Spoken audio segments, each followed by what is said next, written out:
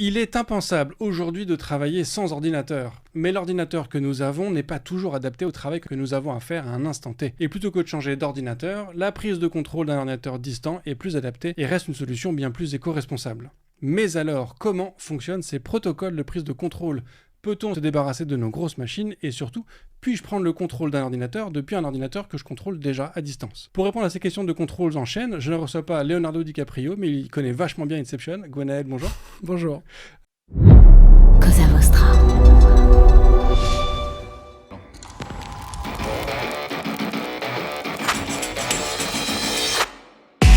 Bonjour, je suis Bruno Soulez, je suis un dev, D-E-V, pour différents, extraordinaires et visionnaires. Bienvenue dans If This Then Dev, le podcast qui veut résoudre le problème avant de passer au dev. Chaque semaine, je recevrai un expert pour décoder un sujet ou une tendance de notre formidable métier d'artisan du numérique. Sans en faire un tuto, nous parlerons d'une techno ou de notre quotidien de dev. Une discussion sans boucle, sans condition, mais compilée, afin d'en comprendre tous les éléments avant de passer au dev. Ce podcast est une production Cosa Vostra, où nous codons comme nous accompagnons nos clients, en étant différents, extraordinaires et visionnaires. Alors Gwenaël, est-ce que tu pourrais te présenter pour les quelques personnes qui ne te connaîtraient peut-être pas ? Alors je suis Gwenaël Fauré et je suis CTO de Rimo. Et Rimo, on propose une expérience dans le navigateur qui te permet d'accéder à des stations de travail, des ordinateurs ou même des conteneurs directement dans ton navigateur sans avoir rien à installer sur ta machine. Ok. On reviendra du coup sur la techno actuelle que vous utilisez chez Rimo, qui est basée du coup sur du streaming. Similaire à ce que fait Stadia, la solution, enfin ce que faisait Stadia, la solution de Google. Ça n'existe plus, je crois. Non, ils ont arrêté. Avant du coup de creuser sur ces nouveaux trucs, moi j'aimerais bien creuser un peu l'historique. Tu vois, dans préparation, on avait notamment évoqué le concept de VNC. Qu'est-ce qui fait que... Alors déjà, est-ce que c'est des solutions similaires à VNC ? Alors pour ceux qui ne connaissent pas, VNC, peut-être que tu pourrais nous faire un petit peu un topo de ce que c'était à l'époque. Ma première question, ce serait, est-ce que ce genre de techno existe encore ou est-ce que le streaming a complètement pris le Alors VNC existe encore. Le remote desktop, quand on parlait remote desktop à l'époque, bon, je fais un peu le vieux, mais voilà, on parlait de RDP. Et ensuite de VNC. Et en fait, le principe de RDP était un peu spécifique à Windows parce que c'était très bas niveau. Et en fait, ce qu'il envoyait, c'était des instructions sur le réseau. En gros, toi, en tant qu'utilisateur, quand tu affiches ton poste de travail, un poste distant, toi, ce que tu vois, c'est une image. Donc, tu t'attends à ce qu'il soit transféré sur le réseau, c'est une image. RDP, lui, il transférait juste des instructions. Il te disait, OK, dessine-moi une fenêtre de 500 pixels, mets-moi un titre, mets-moi du texte là avec telle fonte. Et donc, ça permettait de faire passer un bureau de manière un peu light sur le réseau.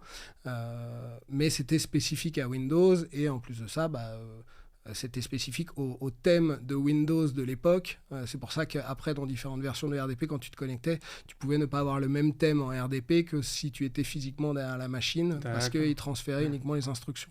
Et en fait, RDP, c'est un peu comme si c'était, quoi qu'il arrive, ta carte graphique qui te crée du coup l'écran que tu avais.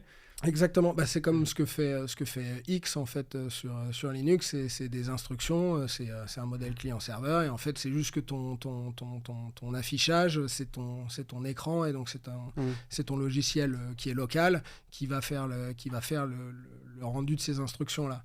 Et en fait la problématique de ça c'est que toi tu t'attends à avoir une image, donc si tu veux dessiner une image à un moment donné il faut bien qu'il t'envoie une image et donc c'est là où VNC a pris un peu le pas là-dessus. En plus de ça, donc RDP c'était uniquement pour les versions pro, VNC c'était quelque chose qui était open source et qui était gratuit. Et VNC essayait de répondre à la problématique de l'évolution des contenus qu'on voulait afficher, typiquement les images et des contenus riches en fait, et afficher potentiellement autre chose qu'un bureau Windows. On veut afficher un bureau Linux, on veut afficher un bureau Mac, et donc ils sont plutôt passés en disant ok, vu qu'on affiche des images, ce qu'on va faire c'est qu'on va encoder une série d'images. Et donc ils envoyaient des images compressées sur le réseau et ensuite tu pouvais choisir, enfin tu peux toujours, VNC existe encore, il y a encore des gens qui se servent de VNC soit parce qu'ils ne savent pas que le monde du remote desktop a un petit peu évolué, ou soit parce que ça leur va pour l'utilisation qu'ils en font. En fait, le remote desktop, à la base, c'était surtout utilisé par des gens qui font soit du support, soit de l'admin. C'est-à-dire que tu as besoin d'administrer un serveur, tu as besoin d'aider un utilisateur à distance, tu vas te connecter sur son poste et tu vas prendre la main, mais tu feras des tâches qui sont basiques. Et en fait, l'évolution des contenus affichés a suivi l'évolution de l'utilisation qu'on en fait, en fait. Maintenant, on se sert de son bureau à distance pour travailler, pour jouer. Comme tu parlais de Stadia, donc Stadia, il ne proposait pas un bureau complet, mais il te propose de pouvoir jouer à distance directement depuis un navigateur. Et pour ça, une solution classique d'envoi d'instructions, ça ne fonctionnerait pas, ou d'image, ça ne fonctionnerait pas non plus, parce que le problème de compresser une image, c'est que sur le réseau, une image, elle a besoin d'un contexte potentiel pour ne pas avoir à être renvoyée en entier. C'est-à-dire que tu ne veux renvoyer que les pixels qui ont changé, ou des choses comme ça. Donc c'est ce qu'essayait de faire VNC aussi. Il va essayer de calculer quels pixels sont dirty sur l'écran pour te renvoyer uniquement ces pixels-là. La problématique, c'est que tout ça s'est fait sur le CPU. Et au bout d'un moment, plus les résolutions augmentent, plus le nombre d'images par seconde que tu veux afficher augmente, et plus ton CPU il va être sur les rotules, quoi. Ouais. Alors, j'ai peut-être une question de novice, on va dire, pour la dire gentiment.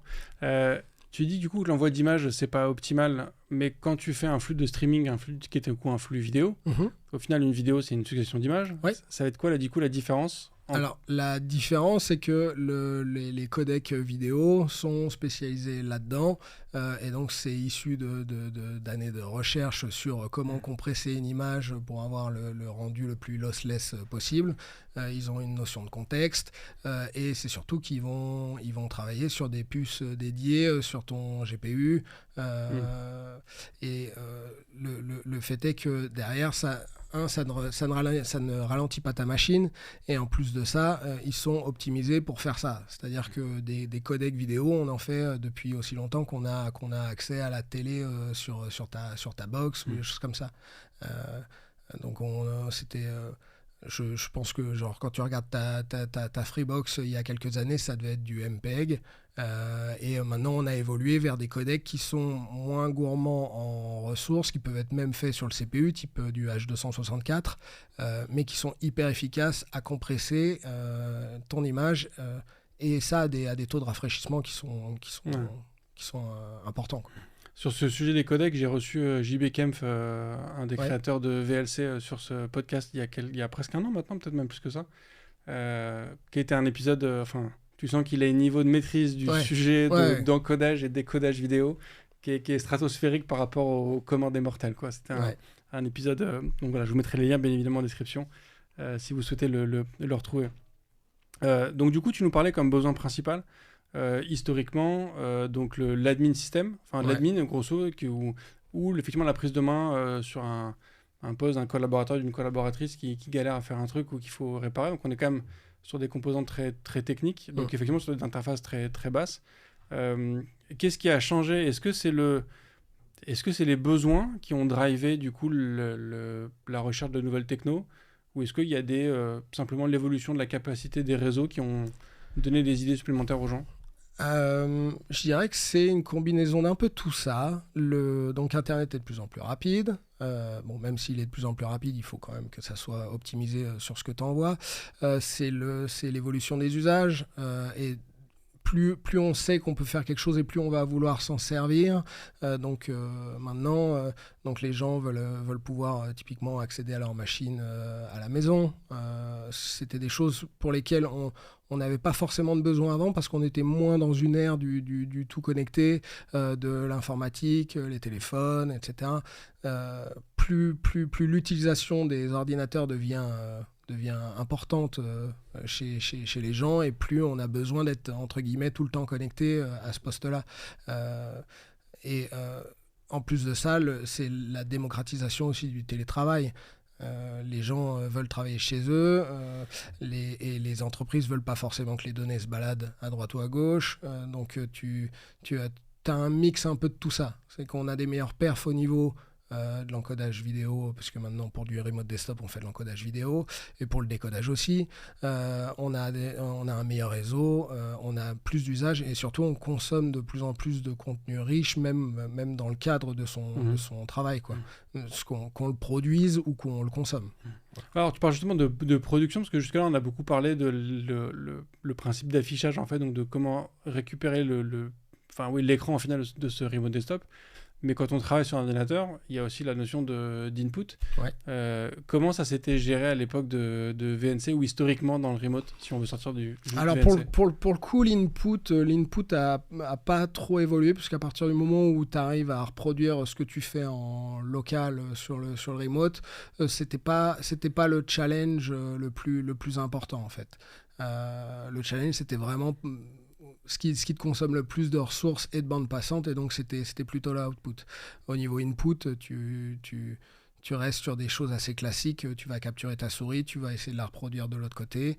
Les différents OS te permettent de simuler des inputs pour du remote desktop, comme pour d'autres solutions. Quand tu vas vouloir faire de l'automatisation de tests d'interface ou des choses comme ça, ton OS te laisse la main. Et en gros, tu peux faire. Ça peut être risqué. C'est aussi la porte ouverte à différents malwares de pouvoir faire ça. Mais alors, du coup, si je reprends ce que tu expliquais sur la techno, on va dire, de VNC historique, ou de RDP historique. Donc, c'était mon client lourd, du coup, qui était sur mon ordi, qui reconstruisait l'image de l'ordi distant. Ça veut dire que quand je bouge ma souris, est-ce que chaque micro-mouvement de la souris est envoyé à l'ordinateur qui me renvoie le truc en me disant « non, ta souris elle est à tel endroit » ou est-ce que c'était juste, dès que je faisais une action, entre guillemets, on va dire, considérée comme décisive, qui était envoyée, et du coup, le mouvement de la souris était en fait juste géré uniquement en local? Je ne sais pas si ma question est claire. Alors, la souris, tu vas l'envoyer non-stop, et en fait, tu auras un retour uniquement si ta souris a provoqué un changement graphique de l'autre côté. Et quand tu fais du remote desktop, ce que tu essaies de combattre, c'est la sensation de latence. Parce que de la latence, tu en auras forcément. Le remote desktop ou n'importe quel protocole réseau n'accélère pas le réseau. On n'est pas des magiciens. Mais si tu veux, un peu ce que fait un jeu vidéo quand tu vas faire du jeu en réseau, il va falloir que tu produises ton input directement sur ta machine locale et que tu n'aies l'output que vraiment si quelque chose a changé de l'autre côté. Donc en fait, quand tu vas bouger ta souris sur n'importe quel logiciel de remote desktop, c'est ta vraie souris que tu regardes.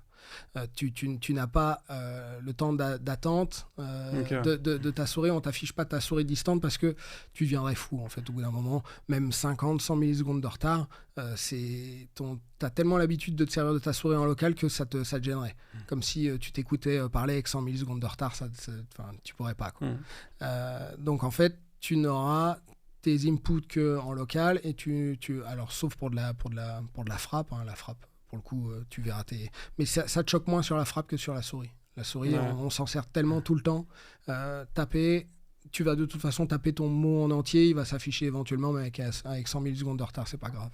Et donc, tu n'as le retour que une fois que tu as cliqué, une fois qu'un élément a changé, ou des choses comme ça, de ta souris. Et donc, c'est ce qui faisait qu'avec du RDP, quand je commençais à bouger une fenêtre, là, en revanche, j'avais souvent du lag qui s'installait. Ouais, c'est ça. Donc, ce que faisait RDP, typiquement, c'est que là, sur ton ordi, si tu bouges ta fenêtre, tu as toute ta fenêtre qui bouge et tu vois le contenu de ta fenêtre au moment où tu bouges. RDP, il te dessinait juste un carré noir, et c'était ce carré noir que tu déplaçais pour essayer de réduire le nombre d'instructions envoyées. Et donc, en gros, ce que RDP disait, c'était, OK, le carré noir, il est en train de se déplacer de tel pixel, tel pixel, tel pixel, et il venait se mettre en transparence par-dessus ton contenu actuel. Okay. Avec l'explosion de la complexité des interfaces web et l'amélioration des performances des navigateurs aussi, tu vois, quand je regarde aujourd'hui la suite Google, tu as un Microsoft Excel dans ton navigateur qui fonctionne très bien, mais il est dans le navigateur.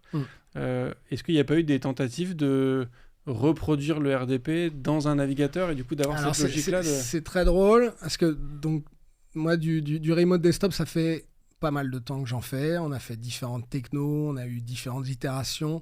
On avait commencé par faire, donc c'était à l'époque, on faisait du RDP dans Flash.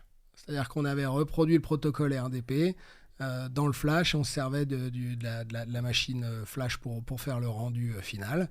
En fait, ce qui est intéressant avec les navigateurs maintenant, c'est qu'un navigateur, tu fais tout. Tu fais absolument tout, même de la 3D avec du WebGL. Bon, le problème, c'est que c'est un développement qui parfois peut être long sur certains usages parce que il y a peut-être moins de demandes et donc les navigateurs suivent aussi la demande des clients. Mais en gros, il y a très peu de logiciels où tu te dis ce logiciel il n'existe pas forcément en web. Et les gens aiment ça aussi. Alors c'est ça qui est très drôle, c'est que les gens n'hésitent pas à installer des applis sur leur téléphone et d'en avoir une palanquée. Ouais, c'est clair.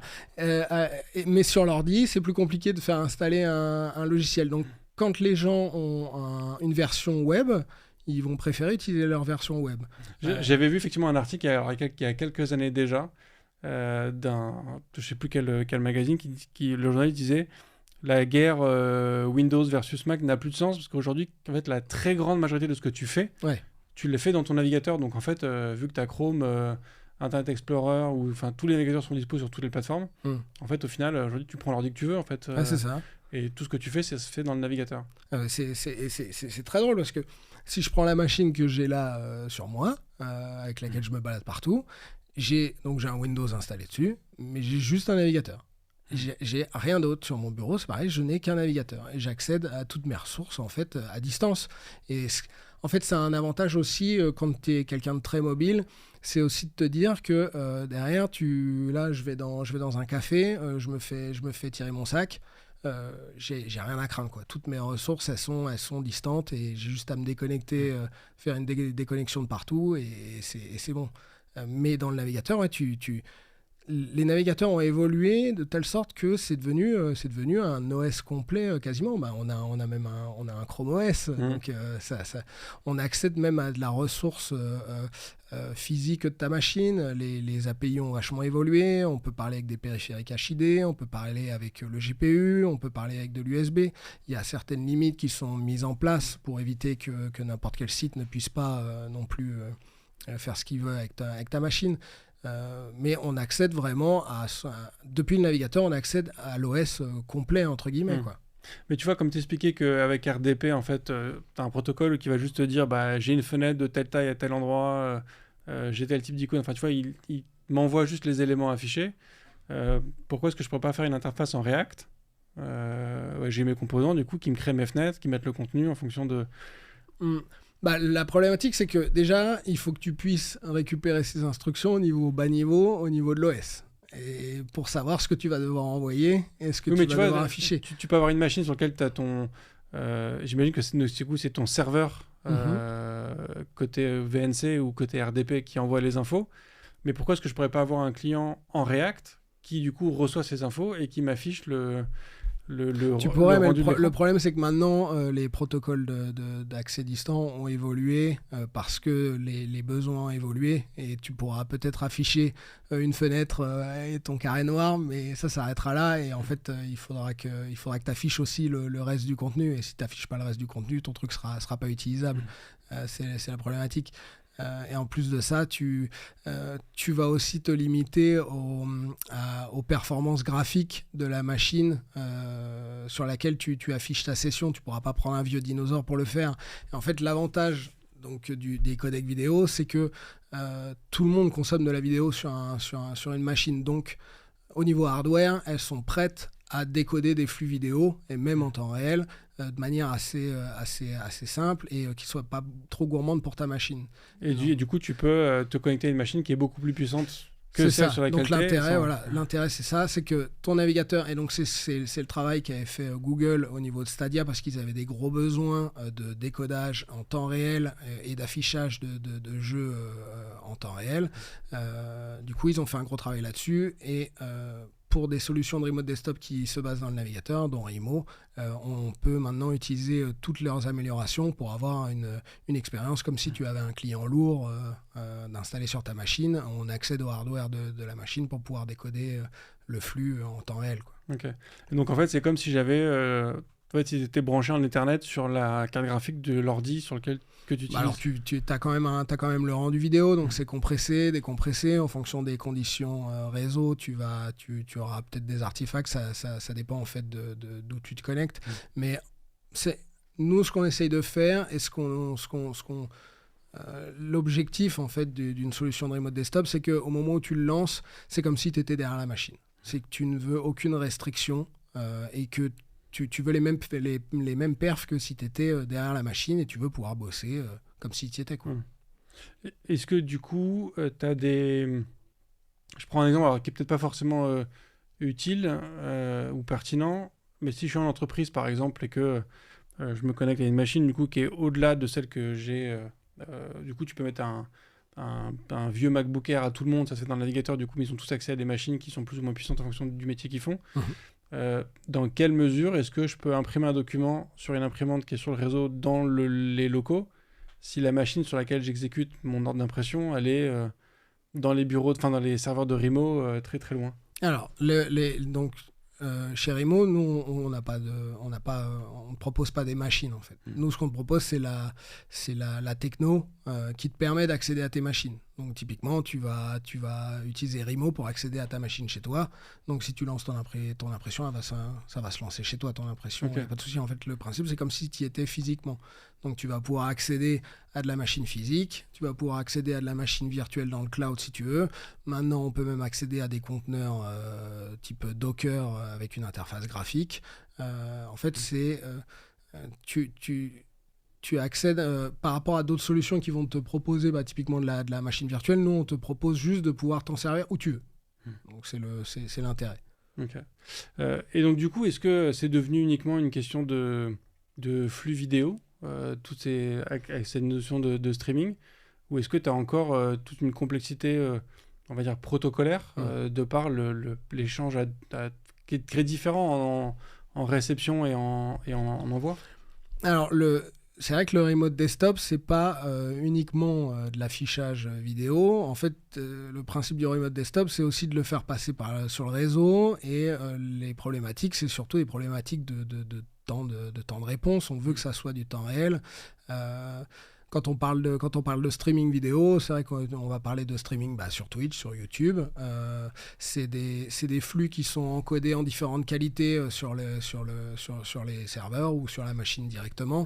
Et ensuite, ils sont diffusés avec 5-10 secondes de latence parce que le temps réel, c'est pas l'objectif. Alors, on essaye toujours d'être un maximum en temps réel, même quand on fait du streaming live, histoire d'avoir les retours dans le chat, etc., et qu'on soit pas obligé d'attendre 5 secondes pour voir les questions.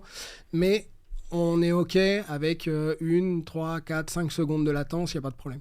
Dans le monde du remote desktop, il y a aussi donc, le protocole réseau et comment faire passer toutes ces infos-là, surtout si on veut afficher de la 4K à 60 images par seconde sur 3 écrans. Même avec le meilleur codec du monde, tout ça prend de la place sur le réseau et on veut que les paquets arrivent en temps et en heure le plus rapidement possible, quoi. Et en fait, quand tu vas vouloir faire ça, le problème c'est que tu vas te heurter. Si tu fais du TCP, tu vas te heurter au TCP et toute la stack réseau du TCP. Donc le TCP, c'est très bien pour l'utilisation qu'on en fait tous les jours. C'est que c'est faire sur le réseau, ça laisse passer un petit peu tout le monde. Mais le problème du TCP, c'est qu'ils ont leur propre algo de gestion de la congestion. C'est qu'ils essayent de laisser de la place pour tout le monde. Et ils n'ont pas de notion d'urgence, en fait, d'arrivée des paquets. Ils n'ont pas du tout de notion de contexte. Ton TCP, il ne sait pas ce qui passe sur la ligne. Donc, si tu veux aller plus loin au niveau réseau et que tu veux faire du temps réel, tu n'as pas le choix, tu es obligé de passer par l'UDP et de donner un contexte à ton flux réseau et donc à ton flux vidéo. Donc, typiquement dans le navigateur, pour faire de l'UDP, c'est ce que tu vas utiliser quand tu vas faire de la VoIP, quand tu feras un Meet ou des choses comme ça, ça sera du WebRTC. Ce qui te permet d'ouvrir un petit peu la stack UDP de ton navigateur, mais c'est pareil, le WebRTC, la problématique c'est que c'est optimisé pour discuter, donc tu envoies des flux vidéo qui sont assez simples. Même si tu fais du partage d'écran, tu ne seras pas à 60 images par seconde, c'est pas grave si tu as un petit peu de décalage, de toute façon la personne t'affiche son écran. Et voilà, donc il faut aller plus loin en fait que utiliser ce genre de technos qui sont pas forcément faites pour ou qui sont pas taillées pour. Et l'avantage de WebRTC par contre, c'est que un peu comme les WebSockets pour du HTTP, il te donne accès à des data channels. Et les data channels, en fait, c'est des channels qui te permettent de faire passer des données arbitraires dans ton flux UDP. Tu peux leur dire s'ils sont reliables ou pas. Et du coup, c'est ce que nous, on va utiliser typiquement pour pouvoir envoyer le flux vidéo.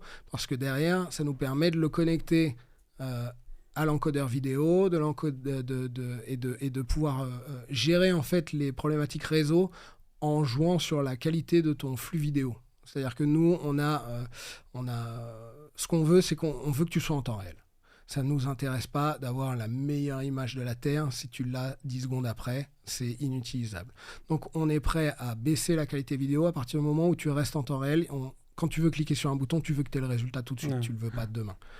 Et l'avantage de ça, c'est que tu donnes un contexte à ton flux réseau et en plus tu peux travailler main dans la main avec ton encodeur vidéo pour lui dire quoi faire en fait. Et puis ça, la partie vidéo te déporte en plus une partie du calcul sur la carte graphique. En plus, c'est le GPU distant qui va travailler. T'es pas obligé, on fonctionne aussi en software. T'es pas obligé d'avoir un GPU. Maintenant, un CPU est capable d'enregistrer, d'encoder un flux en 60 images par seconde sans trop de problématiques. Surtout que maintenant, les CPU ont aussi du hardware pour faire de l'encodage hardware directement dessus. Donc, c'est assez rare, sauf si t'es dans une machine virtuelle très basique. Mais voilà. Et du coup, l'UDP est utilisé dans les deux sens de la communication ? Ouais. L'UDP, tu l'utilises parce que c'est pareil, tu n'as pas envie que tes inputs soient sur le réseau en attente parce que quelqu'un est en train d'uploader un fichier sur WeTransfer ou je ne sais quoi. Tu veux que ça soit le plus rapide possible. Et puis ce que tu évoquais, le fait d'avoir des données très hétérogènes, c'est adapté parce qu'effectivement, tu peux avoir. Donc, tu as la vidéo qui sort, mais tu as aussi la souris, le clavier et tous les différents périphériques que tu as qui peuvent. C'est ça, tu as l'audio. Donc, nous, typiquement, avec Rimo, on te fait même passer ta webcam locale. On te fait passer ton micro local. Donc, c'est-à-dire que si tu veux faire un Teams ou un Meet, tu n'es pas obligé de le faire sur ta machine. Tu peux aussi le faire sur la machine distante. Si typiquement, tu as un password manager ou des choses comme ça que tu n'as pas sur ta machine locale, tu peux utiliser tous tes devices. Là, récemment, on a rajouté le support de l'USB. C'était une grosse problématique dans tout ce qui est studio d'animation, c'est qu'ils ont besoin d'utiliser leur tablette graphique. Alors le navigateur te propose de récupérer les événements de ta tablette avec la pression, le tilt, etc.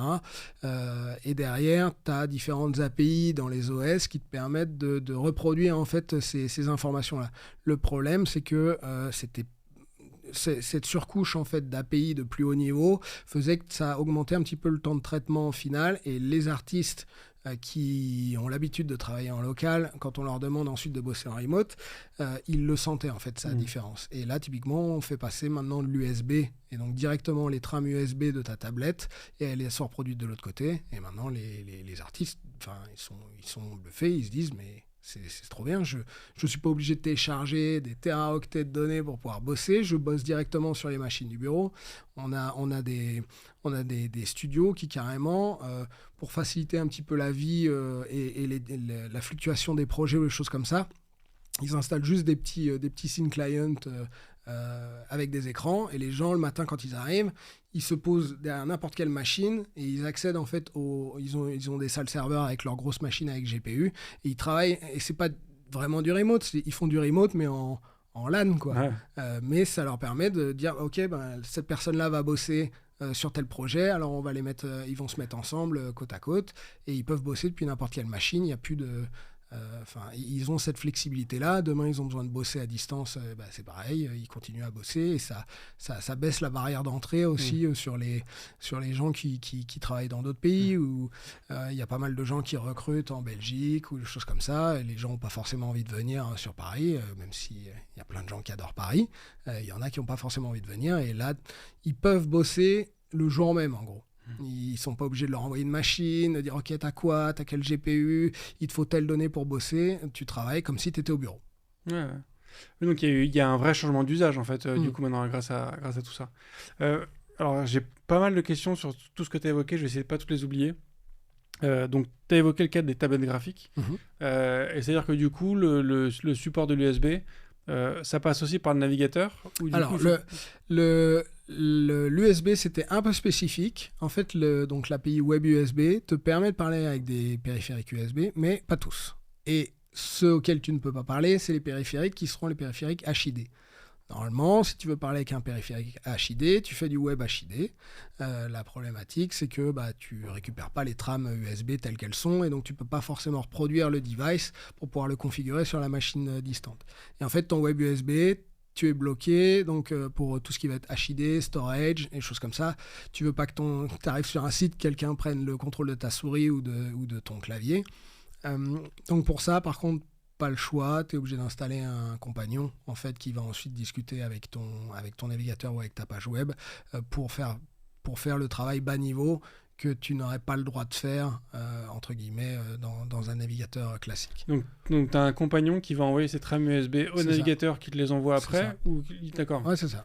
Il n'y a pas un contournement Non, c'est que tu parles avec le navigateur comme si tu parlais avec en fait, le client web va parler avec le compagnon comme si c'était une API, en fait, que le navigateur t'exposait. Du coup, tu évoquais quand même qu'il y a des contraintes de sécurité qui ont amené les navigateurs à bloquer l'accès à ce type de trame.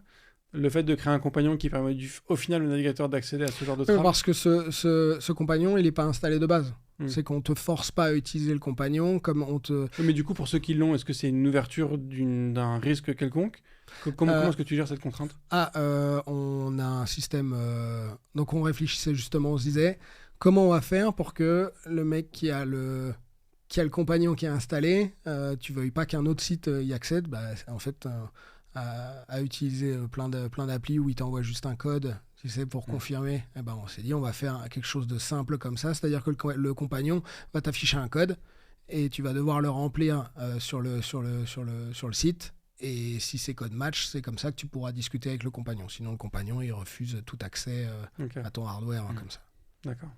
Et l'autre question, c'était sur... tu as évoqué les graphistes et compagnie. Ce sont quand même des gens du coup qui travaillent avec plusieurs écrans en général. Comment tu gères du coup le multi-écran ? Alors le multi-écran, c'est ça qui est bien. Un navigateur, c'est vraiment comme un OS. Tu peux créer des fenêtres, tu peux les resizer, tu peux en mettre certaines en plein écran, d'autres pas. On utilise les fonctionnalités classiques qui existent depuis des années en fait, où tu vas ouvrir une pop-up, tu vas venir la placer sur l'autre écran, tu te mets en plein écran et on gère autant d'écrans que tu as besoin en fait, typiquement. Du coup, est-ce que ça veut dire que parce que quand tu regardes les configs aujourd'hui, tu as des machines qui ne supportent pas le double écran. Est-ce que si cette machine, j'installe votre solution dessus... Quelle machine ne supporte pas le double écran ? Juste parce qu'elles n'ont pas de sortie ? Par exemple, ou Alors, tu vois, si je prends l'exemple sur les lignes de Mac, je crois qu'il faut taper vraiment dans les plus j'ai chers. des Mac mini, je crois qu'il n'y a qu'une seule sortie HDMI. Non, mais je crois que même au-delà de ça, je crois que si tu prends tu prends un MacBook Pro, la version de base, tu peux avoir que 2 écrans dessus. Mais physiquement, juste. Physiquement, ouais. Oui, t'as pas de contrainte. C'est pas qu'une question de prise, c'est aussi une question je crois, de capacité qui est limitée. Ouais. Moi, j'avais eu le cas, il y a quelques années, je m'étais pris un Mac qui n'était pas suffisamment performant. Et quand je mettais 2 écrans dessus, il me les mettait en réplication. Je ne pouvais pas avoir 2 écrans. Et je crois que par exemple, faut que tu prennes, si tu veux avoir 3 écrans, faut que tu commences à taper vraiment dans la gamme la plus élevée. D'accord. Mais du coup, ma question, c'est est-ce que ça veut dire que si jamais j'ai le serveur Remo qui est installé sur un ordinateur qui est entre guillemets, on va dire, limité à 2 écrans, je peux me créer du coup en fait 25 fenêtres qui vont me créer 25 écrans? Alors ça on le fait mais sur Windows uniquement pour l'instant. Ça va attendre à évoluer, mais en gros on a fait un driver d'écran virtuel sur Windows qui te permet d'en rajouter des virtuels. Donc c'est pour bypasser les problématiques physiques. T'as que 2 sorties d'écran, t'en veux 3, t'en veux 4, t'en veux 5. On a des mecs qui s'en servent sur 10 écrans. Et donc on a un driver virtuel qui te permet directement, tu dis ok je veux rajouter un écran, par contre c'est pas dispo sur Mac pour l'instant. On va voir.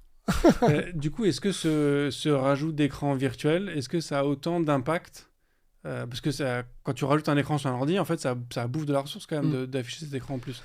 Est-ce que le fait d'avoir que des écrans virtuels, est-ce que ça réduit la consommation de ressources ou c'est à peu près pareil? Non, c'est à peu près pareil. C'est à peu près pareil parce que ça passe par les mêmes pipes au niveau du rendu. Ça va être ta carte graphique qui va faire le même boulot en fait. Et c'est juste qu'il n'enverra pas de signal à travers le câble. Il l'enverra directement sur le driver, quoi. Ok. Tu as parlé du coup aussi un moment tout à l'heure de conteneurs. Du coup, l'idée, c'est d'avoir des machines complètement virtualisées au final. Alors, ça suit un petit peu l'évolution de ce qu'a fait le remote desktop. C'est aussi l'évolution du cloud en général. Quand on a commencé à faire de la machine virtuelle, il a fallu y accéder à cette machine virtuelle. Et donc, ce que tu peux faire maintenant avec des machines virtuelles, vu que maintenant tu peux mettre des GPU, des choses comme ça dans les machines virtuelles, leur utilisation a évolué et donc le remote desktop aussi a évolué.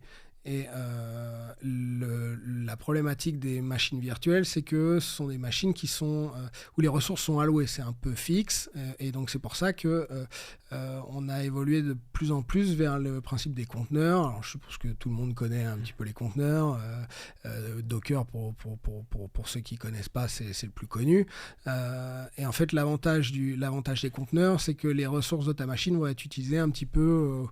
comme le conteneur en a besoin. C'est-à-dire que tu n'alloues pas tant de CPU, tel GPU, tant de RAM, tant de disque dur à ta machine virtuelle. Et ensuite, si personne n'est connecté et que la machine est allumée, elle est idle et elle fait rien et tu bouffes de l'électricité. C'est un non-sens qui soit écologique ou même financier.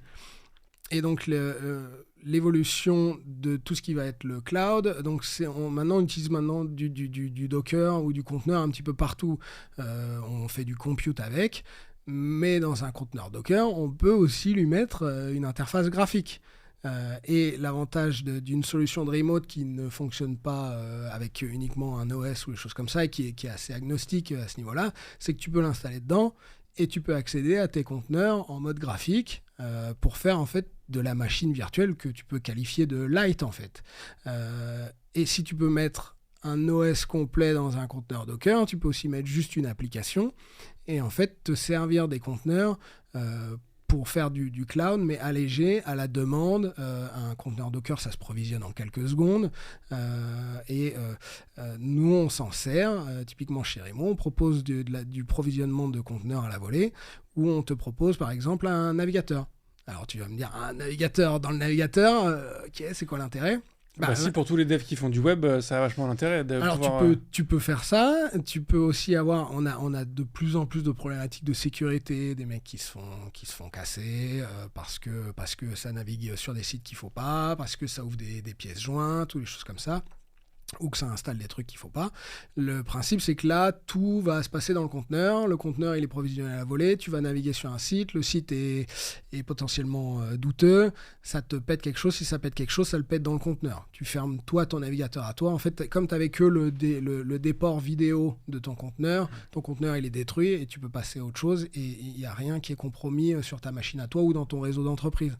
Et donc ça, c'est si tu veux faire du navigateur, mais tu veux faire utiliser un logiciel de 3D. Maintenant, tu peux mettre tes GPU dans un conteneur. Tu veux faire un Blender à distance. Tu n'as pas forcément envie de l'installer ou des choses comme ça. Tu peux provisionner un conteneur avec juste le Blender qui aurait accès à tel serveur de fichiers. Tout serait en local pour ton conteneur. Et tu bosses comme si tu étais derrière une machine, mais tu as juste Blender. Donc nous, en tout cas, notre rêve chez Remo, c'est que tu dises ok, j'ai quelqu'un qui arrive, un nouveau, je vais avoir besoin de tel logiciel, et en fait ça provisionne du conteneur à la volée et il a directement sur son bureau des icônes, mais ce ne sont pas des applis qui sont installées, c'est du streaming. Il ouvre son conteneur dans un environnement qui est sécurisé, qui est maîtrisé, et tu accèdes à de la ressource comme si tu y étais, mais qui travaille ailleurs, quoi. Et puis du coup, tu n'as pas tous les inconvénients de la virtualisation qui te... La virtualisation, ça coûte cher. Et non, puis quand tu as... parce que c'est VMware qui fait ça. Tu peux avoir une application sur ton Mac, tu peux avoir une application Windows qui tourne dans un Windows virtualisé. Ouais. Mais tu as une baisse de performance qui est drastique pour tout ce que tu fais sur ta machine. Le problème de la virtu, c'est que déjà, tu es un petit peu cantonné à l'hyperviseur que tu vas utiliser, au techno. C'est compliqué à mettre en place, ça coûte cher, ça demande beaucoup de ressources et c'est pas vraiment à la portée de tout le monde. Donc c'est pour ça qu'il y a autant de gens qui sont experts VMware, Citrix et compagnie. C'est que c'est des choses qui sont lourdes. Et tu peux pas, toi, en tant que dev, te dire tiens, je vais tester et je vais commencer à installer toute une infra VMware. En plus, il faut les licences et compagnie. Alors que provisionner un conteneur Docker ou juste lancer un conteneur Docker, c'est à la portée de n'importe qui. Donc derrière, tu n'es pas obligé en fait de te cantonner à l'utilisation d'un logiciel, d'une suite et d'une seule stack. Et derrière, ton conteneur, une fois qu'il est éteint, il est éteint. Et ta machine, elle fait autre chose. Si tu veux créer un service de cloud, par exemple, pour pouvoir calibrer tes machines, si tu veux faire du mutualisé ou des choses comme ça, ça peut être un vrai casse-tête. Alors qu'avec du conteneur, c'est hyper élastique et tu te prends pas la tête. Alors, tu parlais de sécurité tout à l'heure en disant notamment que du coup, si ton conteneur est compromis, en fait, c'est dans le conteneur. Mais si ton conteneur est quand même connecté au réseau de ton entreprise, à tes serveurs de fichiers et compagnie, tu as quand même une porte d'entrée qui est... Ouais, mais l'avantage d'un conteneur, c'est qu'en général, tu vas lui le mettre sous un environnement que tu maîtrises. Et ça sera souvent du Linux où tu as juste l'appli qui tourne dans un compte user qui n'a aucun droit. Donc, avant d'arriver à faire quelque chose dans ce conteneur, il faudra quand même pas mal s'accrocher par rapport à une machine de ton utilisateur lambda, qu'on adore, bien sûr, mais qui potentiellement va dire « Ok, j'ai besoin d'avoir les droits d'admin parce qu'il faut que j'installe tel logiciel ou des choses comme ça. » Et tu leur donnes les droits d'admin une fois, et puis en fait, tu te rends compte que c'est plus simple, et au final, ils font n'importe quoi. Et, alors attention, tous les utilisateurs ne sont pas comme ça, il y en a tous des très très bien, mais souvent, ceux qui font les bêtises, c'est ceux qui avaient le droit de faire des bêtises, quoi. Et donc, du coup, cette approche de conteneur te permet de te créer des machines à la volée de plus en plus puissantes sans avoir besoin de mettre à jour ta machine en tant que telle. Oui, l'avantage, parce que c'est pareil, les machines virtuelles, il faut les maintenir à jour. Elles tournent, tu peux pas mettre à jour juste l'image du master, et une fois qu'elle est lancée, il faut mettre à jour chacune des machines et des choses comme ça. Ton conteneur Docker, vu que c'est un conteneur qui est frais, qui est relancé à chaque fois, tu as juste à mettre à jour ton image de base, et le prochain conteneur qui sera lancé, ça se met à jour tout seul, quoi. C'est hyper pratique. C'est hyper pratique pour tout le monde, en fait. Ouais. Il y a même aussi une composante très éco-responsable, en fait. Et du coup, tu augmentes drastiquement la durée de vie de ta machine, en fait. Parce que, avec un navigateur, c'est-à-dire que je peux garder mon Mac pendant 20 ans, je continue à accéder à un navigateur qui peut se connecter à une machine. C'est ça. En fait, celui qui va devoir faire ses upgrades matériels, ça sera celui qui te fournit la machine distante, en fait. Et tu te prends plus la tête avec toi, ta machine locale. Moi, je bosse sur des NUC. C'est les mini PC, ça prend pas de place, c'est joli, tu mets ça dans un coin et tu accèdes à de la machine distante qui a un gros GPU et tu bosses comme si tu y étais, quoi. Ça a un avantage, c'est ce que faisait c'est ce que faisait Shadow avec ses boîtiers, c'était le même principe. C'est que le principe, par contre, eux, c'est qu'ils te vendaient pas le protocole, ils te vendaient la machine dans le cloud, justement, et c'était eux qui étaient responsables du coup de les mettre à jour. Donc je sais pas si c'était très bien passé pour eux, mais ça coûte cher de faire tout ça, alors que toi, en tant qu'utilisateur, ça te coûte rien. C'est ça qui est l'avantage, c'est que ça te coûte juste de l'électricité pour faire tourner le décodeur GPU, quoi. Du coup, la suite pour le remote desktop, est-ce que là on a atteint un plateau où du coup, tu vois, tu nous as dit après tous les périphériques fonctionnent. Tu peux accéder du coup à des machines extrêmement puissantes sur des logiciels que tu n'as pas forcément aussi sur ta machine. Est-ce que du coup on a atteint le maximum? Est-ce que du coup maintenant ça a eu des questions d'amélioration de codec vidéo pour que ce soit plus joli, plus fluide, plus... Ouais, là maintenant ça va être le boulot des codecs, ouais. Donc la V1 commence à se démocratiser. Alors pour ceux qui connaissent pas la V1, c'est un nouveau codec qui est censé supplanter le H264 et le H265, parce que peut-être que JB on avait parlé, mais donc le problème c'est qu'il y a des problématiques de patent sur ces codecs-là. Et donc, il y a tout un consortium qui a créé la V1. Et cette AV1, le problème de la V1, c'est que pour le coup, lui, en software, c'est pas possible. C'est que c'est vraiment trop gourmand. Mais quand ça fonctionne en hardware, par contre, le codec est top. C'est-à-dire qu'on commence à avoir des qualités d'image pour une bande passante réduite qui sont assez impressionnantes, qui suivent aussi l'évolution des besoins. Là, on est en 4K, 8K. Si on veut faire de l'Apple Vision, comme on en parlait tout à l'heure, je ne sais pas combien de cas on va monter, mais c'est vraiment maintenant le boulot des codecs qui vont évoluer dans le temps par rapport à nos besoins de consommer du média, en fait, tout simplement. Alors, tu parles de l'Apple Vision Pro, c'était justement mon segue pour cette fin d'épisode. Moi, il y a un truc que je trouve assez intéressant dans l'Apple Vision Pro. Alors, il y a peut-être d'autres casques qui le font. M'accusez pas d'être fanboy, c'est juste que j'ai vu ça sur l'Apple Vision Pro. Il y en a très certainement d'autres qui le font très bien, c'est pas le sujet. C'est le fait que si tu prends ton Mac et qu'il est dans le champ de ton Apple Vision Pro, tu peux du coup te déporter l'écran de ton Mac et le mettre en géant dans ton salon, et potentiellement même en faire un deuxième écran, ce genre de choses. Au final, c'est le même genre de techno, a priori, peut-être qui est utilisé. Alors, je me doute que tu n'as pas les secrets d'ingénierie de l'Apple Vision Pro. On ne sait pas, peut-être. Mais il y a des chances que ce soit le même genre de protocole, j'imagine, qui est utilisé ou... Oui, alors après, je ne sais pas comment ils communiquent, mais chaque OS te permet en fait de capturer l'écran de la machine, puisqu'on en a tous besoin quand tu fais du Teams ou des choses comme ça. Quand tu veux montrer ton écran, on est obligé de pouvoir le capturer. Donc chaque OS a sa manière, la haute performance de le faire. Ensuite, c'est juste qu'ils doivent discuter avec leur propre protocole. Après, ils s'en foutent, ils sont en local. Ils n'ont pas de contraintes, tu vois, trop de bandes passantes. Après, sauf si t'es en non filaire. Mais voilà, ils n'ont pas les contraintes qu'ont les solutions de remote desktop pour accéder à de la machine distante. Okay. Puisque au niveau du ping, t'es en local, quoi. T'es juste là. Donc, voilà, c'est ça. Alors du coup, attends, ce que tu viens de dire m'a fait penser à une question que j'avais pas eu jusque-là. Effectivement, l'OS te permet de capturer l'écran.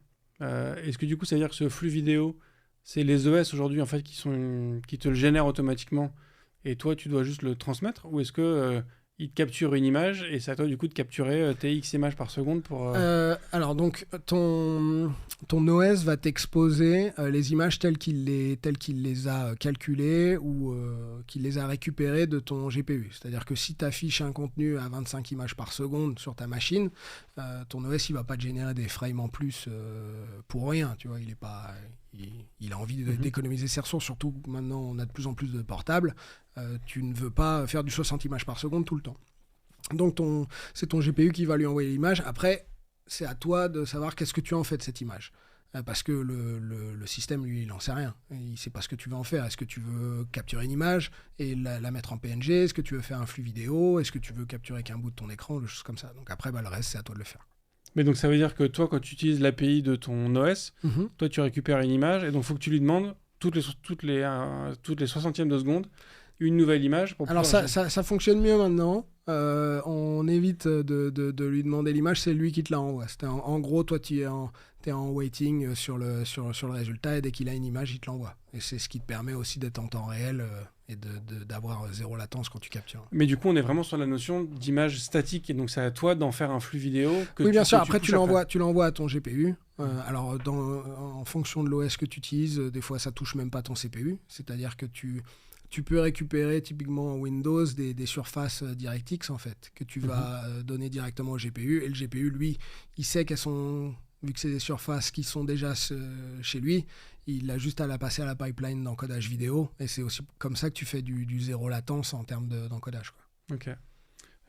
Top, écoute, super intéressant. Merci beaucoup Gwenaël pour toute cette discussion. Merci à toi. J'aurais 2 dernières questions pour toi qui sont les questions rituelles du podcast. La première, c'est est-ce qu'il y a un contenu que tu veux partager, un contenu tech ou non tech que tu aimerais partager avec l'ensemble des auditeurs? Après je vais sonner très basique, mais j'ai beaucoup apprécié jouer à Baldur's Gate 3 récemment, comme beaucoup de gens. Tu l'as terminé ou... J'ai terminé, j'ai encore plusieurs runs en cours. Le problème, c'est que ça prend du temps, surtout que le premier run a été assez exhaustif au point d'ouvrir n'importe quel coffre. parce que ça en devienne addictif d'ouvrir tous ces trucs-là. Mais vraiment très bon jeu et ça m'a rassuré quant à la direction en fait que peuvent prendre des studios par rapport à tout ce qui va être vouloir faire des suites de franchises connues. Celle-là, c'est une bonne suite de franchises que je connaissais déjà quand j'étais petit, enfin plus jeune. Mais ils ont vraiment bien bossé et ils font rêver, quoi. Ouais, ça fait partie des belles séries dans le monde du jeu vidéo, très clairement. Top. Et la dernière question, qui est la question la plus importante à laquelle ce podcast essaye de répondre, est-ce que tu es plutôt espace ou tabulation ? Alors, moi, je fais des tabulations, mais qui produisent des espaces. C'est la réponse qui revient de plus en plus, en tout cas, là-dessus. Merci beaucoup, Gwenaël. Merci à toi.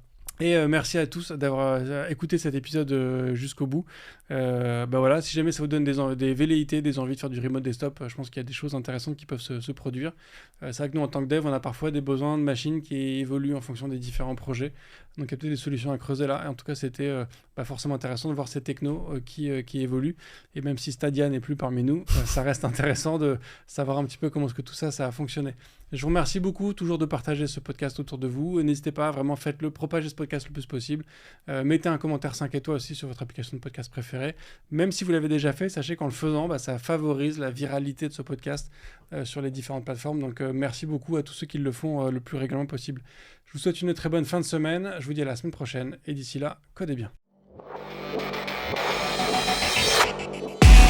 Merci d'avoir écouté cet épisode de If This Then Dev et merci à toute mon équipe de Cosa Vostra à la production de cet épisode.